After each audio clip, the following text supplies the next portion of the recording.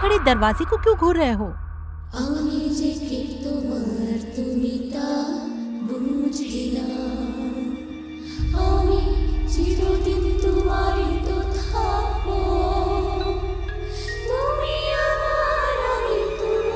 रिया पता नहीं क्यों पर दरवाजे के पीछे से किसी लड़की की दर्द में गाने की आवाज आ रही है। विवान, ये तुम्हारा वहम है और कुछ नहीं।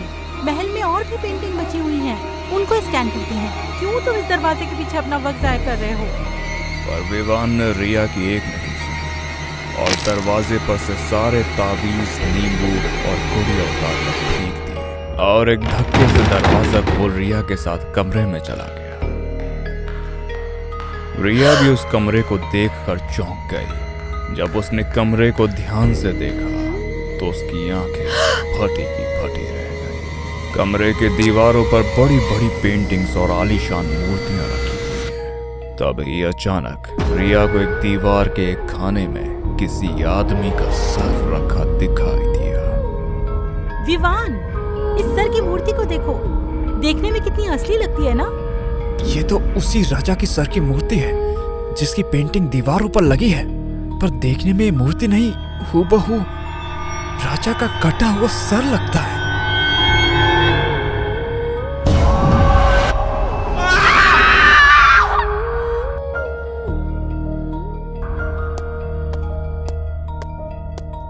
अरे कहाँ मर गए सबके सब? राजा साहब महल में पधार चुके हैं और यहाँ पर अभी तक तैयारियां भी शुरू नहीं हुई। कहाँ है वो नई नृत्य की मंजुलिका? बुलाओ उसे। राजा साहब आज शिकार करके थक चुके हैं, मंजुलिका ही उनकी सेवा के लिए जाएगी। पर सेनापति साहब वो तैयार होने को राजी नहीं है, बल्कि उसने तो श्रृंगार का सारा सामान भी तहस नहस कर दिया है। इतनी ही गर्मी है तो उससे बोलो कि राजा साहब के सामने दिखाए, मेरे सामने नहीं। कहाँ है वो? क्या तमाशा लगा रखा है तुमने? लगता है इतनी मार खा के भी तुम्हें अकल नहीं आई। अरे अपने बारे में ना सही, कम से कम अपने परिवार के बारे में सोचो। उन सभी की जान भी राजा साहब की तलवार की नोक पर है। इधर तूने नखरे की और उधर तेरी नानी की गर्दन धड़ से अलग, समझी? इसलिए चुपचाप तैयार हो जा। उस विध्वंस को बोलो कि मंजुलिका ने अब दूसरों के इशारे पर नाचना छोड़ दिया है। खबरदार मंजुलिका, अगर तुमने अपनी गंदी जुबान से राजा साहब का नाम भी लिया तो तेरी जुबान से तुझे फांसी ना लगा दी तो मेरा नाम भी सेनापति वीरभद्र नहीं है। मेरी तो सिर्फ जुबान गंदी है, मगर तेरा राजा विध्वंस वो तो पूरा का पूरा गंदा है। मुझे पाने के लिए उसने पूरे गांव को जिंदा जला दिया और अब मेरी नानी को मारने की धमकी देकर मुझे नाचने को कहता है।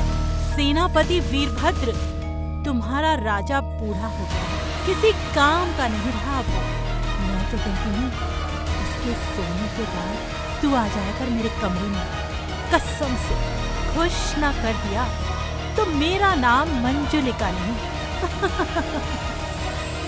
मंजुलिका की बात सुनने के बाद सेनापति वीरभद्र गुस्से से तिलमा उठा। वो मंजुलिका को मारने उसकी तरफ बढ़ा ही था कि तभी किसी की आवाज सुनाई दी और सेनापति वीरभद्र के कदम वहीं के वहीं रुक गए। अरे वीरभद्र, इतना भी नहीं समझते? यही तो वो चाहती है कि तुम उसे मार डालो और उसे इस जिंदगी और मुझसे हमेशा हमेशा के लिए आराम मिल जाए। आ गया तू? कसम से बड़ा ही बेशर्म किस्म का इंसान है तू। इतनी बातें सुनने के बाद भी अपना मुंह उठाकर रोज रात को चला आता है मेरे पास। अब क्या करे मंजू, तेरी जवानी मुझे जीने नहीं देती और मरना मैं चाहता नहीं हूँ। इसीलिए रोज आता हूँ तेरे पास ताकि खुद को जिंदा रख सकूं, तुझे तड़पा सकूं, तुझे तकलीफ दे सकूं। वो क्या है ना, जब तक खूबसूरत चीज पर दाग ना लगा हो वो खूबसूरत ही रहती है, नायाब नहीं होती। ये कहते हुए राजा विध्वंस जबरदस्ती मंजुलिका के गालों को छूता, फिर धीरे धीरे उसे गुस्से से मसलने लगता। मंजुलिका को ऐसे दर्द में तड़पता देख राजा विध्वंस की आंखें चमक उठी। उसे मंजुलिका को दर्द से कहराते देख मजा आ रहा था। चल तू भी क्या याद रखेगी कि किसी दरिया दिल राजा से तेरा बाला पड़ा था। जा, आजाद कर दिया तुझे। बस आज आखिरी बार दिल खोल कर मेरी महफिल को रोशन कर दे, उसके बाद मैं तुझे हमेशा हमेशा के लिए आजाद कर दूंगा। अब मैं भी अपने प्रेमी के साथ खुली हवा में सांस लूंगी, अपना परिवार बसाऊंगी। राजा विध्वंस अपने सिंहासन पर बैठा हुआ, उसके मंत्री भी और प्रजा से पूरी सभा सजी हुई। सबके मन में मंजुलिका का नृत्य देखने की लालसा कि तभी मंजुलिका पूरी तरह श्रृंगार में डूबी हुई किसी अप्सरा की तरह लग रही थी। मंजुलिका का रूप देख प्रजा में बैठे लोगों में हवस की लार डबल गई। नृत्य शुरू किया जाए। राजा विध्वंस के आदेश पर चारों तरफ ढोल नगाड़े बजने चालू हो गए, जिसे सुन मंजुलिका भी धुन पर थिरकने लग गई। वो पूरी सभा में झूम झूम कर खुले दिल से नृत्य कर रही थी और वही गाना भी गा रही थी जो कि वो अपने प्रेमी के लिए गाया। আমি যে কে তোমার তুমি তা বুঝে না, আমি চিরদিন তোমারই তো থাকবো। তুমি আমার আমি তোমার, এই মনে কি আছে পারো যদি খুঁজে না। पूरी सभा मंजुलिका के नृत्य से मदहोश हो गई थी कि तभी राजा विध्वंस एकदम से खड़ा हुआ, जिसे देख पूरी सभा को मानो सांप सूंघ गया हो। सबके सब एकदम से शांत हो गए। वाह वाह मंजुलिका वाह, तुमने आज साबित कर दिया कि मेरी नजर सच में बहुत कीमती है, जो हीरो को पहचानना भी जानता हूँ और उन्हें तराशना भी। जैसा कि मैंने कहा था, आज की महफिल तेरी इस राज महफिल में आखिरी महफिल होगी, पर जाने से पहले इतने साल जो तुमने हमारा मनोरंजन किया, उसके लिए हम तुम्हें एक भेंट देना चाहते हैं। अरे लेला, ओ भाई,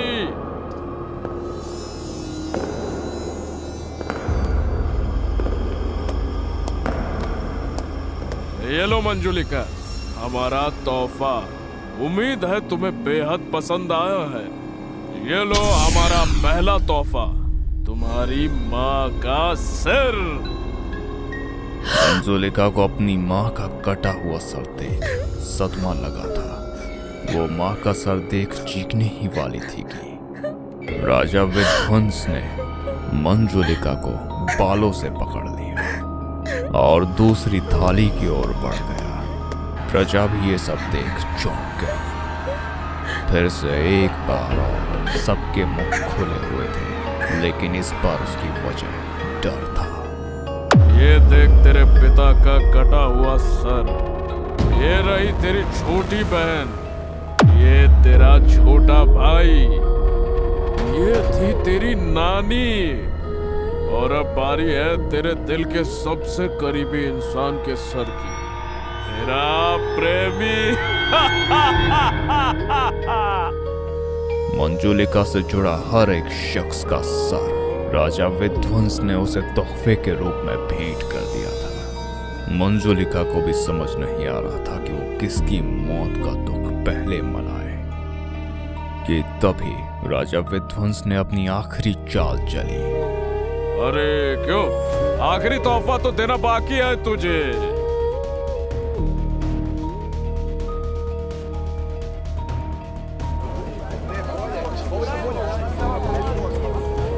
पर मंजुलिका तो अपने सर की मूर्ति देख जोर जोर से हंसने लगी थी।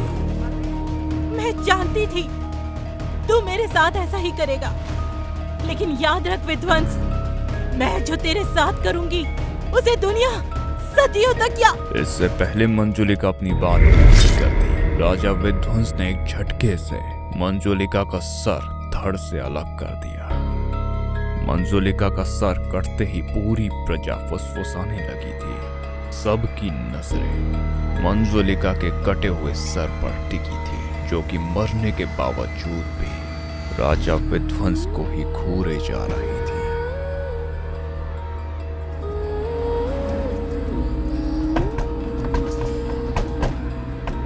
मंजुलिका का गीत सुन पूरे महल में अफरा तफरी मच गई।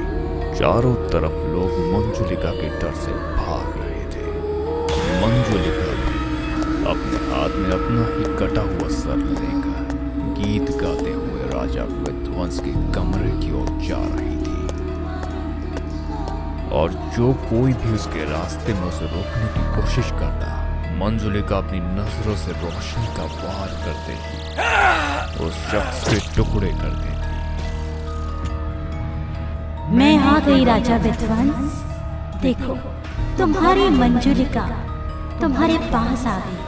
अब भी मुझसे गुस्सा रहोगे मेरे राजा?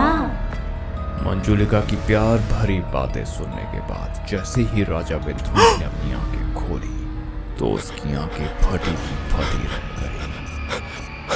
उसके सामने एक बिना सर का धड़ था, जिसका सर धड़ के हाथ में लटका हुआ उससे बातें कर रहा था। राजा विध्वंस इससे पहले कि कुछ समझ पाता, मंजुलिका राजा विध्वंस के अंदर ही विलीन हो गई और उसके पूरे शरीर पर कब्जा कर लिया।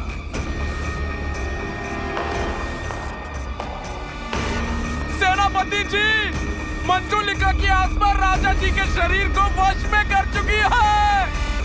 सिपाही की बात सुन सेनापति वीरभद्र तुरंत ही राजा के कमरे की ओर भागा, लेकिन उसने जो मंजर देखा वो सेनापति कभी नहीं भूलने वाला था। राजा विध्वंस अपने ही सीने का मांस नोच कर खा रहा था। इस बीच राजा की नजर जैसे ही सेनापति और उसके सिपाहियों पर पड़ी तो उसने अपनी आंखों की नजर भर से सेनापति के सिपाहियों के टुकड़े कर दिए और सेनापति को जिंदा छोड़ दिया। तू मुझे मारने चला था ना? जा, मैंने तुझे जिंदा छोड़ा। बचा सकता है तो बचा ले। तेरे पास 2 दिन का समय है, वरना मैं इस पूरे राज्य को खत्म कर दूंगी। इतिहास के पन्नों में साइड में एक नाम रहेगा और कुछ नहीं।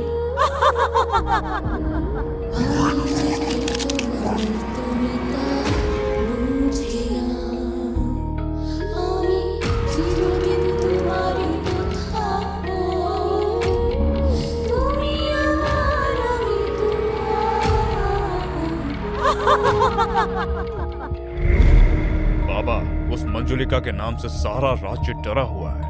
अब आप ही कुछ उपाय बताइए। बेटा, बेगुनाह लोगों की जान लेने पर तो भगवान तक को श्राप भोगना पड़ता है। मंजुलिका तो फिर भी एक आत्मा है। तुम ना उसे उसका बदला पूरा करने दो, फिर वो अपने आप तुम सबको जिंदा छोड़ देगी। इसका मतलब तो राजा विध्वंस को मरना ही होगा। हाँ बेटा, राजा विध्वंस को मरना होगा और उसे तुम मारोगे, वो भी तुम्हारे खुद के हाथों से। और तुम्हें उसके जिस्म के 7 टुकड़े करने होंगे, जिनमें से 4 को चारों अलग अलग दिशाओं में दफनाना होगा और बाकी के 3 टुकड़ों को आग, पानी और जमीन में विलीन करना होगा। तभी मंजुलिका की आत्मा को काबू किया जा सकता है। सेनापति जब राजा विध्वंस के कमरे में गया तो उसे इस बार एक और घिनौनी हकीकत का सामना करना पड़ा। उसने देखा कि राजा विध्वंस ने अपनी छाती और पैर के ऊपर का सारा मांस नोच कर खा चुका था। राजा जी, हो सके तो मुझे माफ कर देना, मासूम प्रजा का सवाल है। इतना कहकर सेनापति राजा विध्वंस के जिस्म के साथ अलग अलग टुकड़ों में काट डालता है और बारी बारी से राजा के जिस्म के टुकड़ों को बोरे में भरने लगता है। मंजुलिका, मैंने बहुत कोशिश करी कि तुम्हें सोने के पिंजरे से आजाद कर सकूं, लेकिन मैं बुरी तरह से नाकामयाब रहा। लेकिन तुमने अपनी आजादी खुद ही ढूंढ ली। काश तुम्हें जिंदा रहते हुए तुमसे यह सब कह पाता। लेकिन मंजुलिका, मैं तुमसे प्यार करता था, करता हूँ और करता रहूंगा। और ये सब इसलिए कि इतिहास तुमको याद रखे और शायद इस बहाने मेरा भी जिक्र हो जाए।